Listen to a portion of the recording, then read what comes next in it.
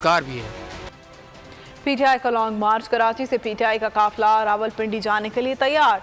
Long मार्च में शिरकत के लिए नौजवान ने अपनी मुलाजिमत तक कुर्बान कर दी। इस बारे में जानते हैं बोल न्यूज़ के नुमाइंदे इरशाद संजरानी से। इरशाद, आगाह कीजिएगा, क्या कहना है लॉन्ग मार्च में शिरकत करने वाले वर्कर्स और कारकुनों का?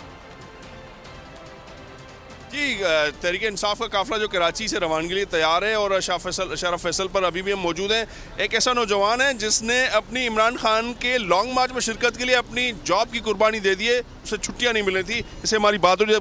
भाई, ये क्या किस्सा है? आप इमरान खान के लॉन्ग मार्च के लिए अपनी नौकरी कुर्बान कर दी, क्या पूरा किस्सा बताइएगा, क्या किस्सा है? मैंने अपने मैनेजर से उनसे छुट्टियों की रिक्वेस्ट की कि 1 वीक की मुझे छुट्टियाँ चाहिए।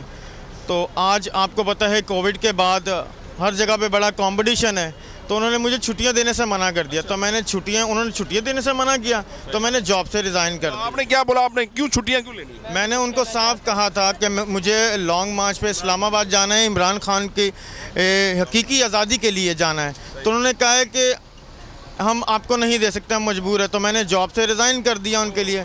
नौजवान कराची का साउथ डिस्ट्रिक्ट में रहता है और उन्होंने अपनी जॉब से रिज़ाइन कर दिया है और उनका कहना है कि उन्होंने जॉब की कुर्बानी दे दी है, नौकरी आनी जानी है। इमरान खान की मोहब्बत में उन्होंने अपनी नौकरी भी ठुकरा दी है। बहुत शुक्रिया इरशाद संजरानी। और जनाब, सख्त सर्दी के बावजूद सियालकोट में पाकिस्तान तहरीक इंसाफ के हकीकी आज़ादी मार्च की